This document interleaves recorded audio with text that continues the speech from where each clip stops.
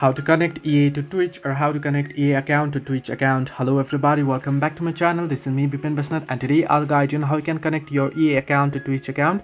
Now the process itself is quite simple and quite easy, so let me guide you through. First thing first, what you want to do is you want to head into your browser, and on your browser what you want to do is you want to search in or type in ea.com/Twitch linking.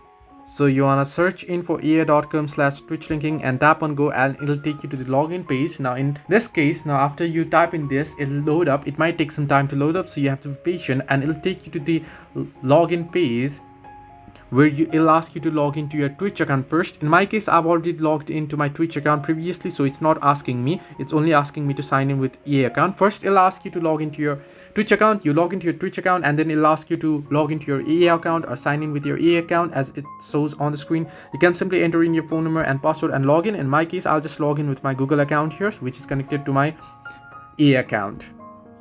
So as you can see here, I'm going to log in with my Google account here.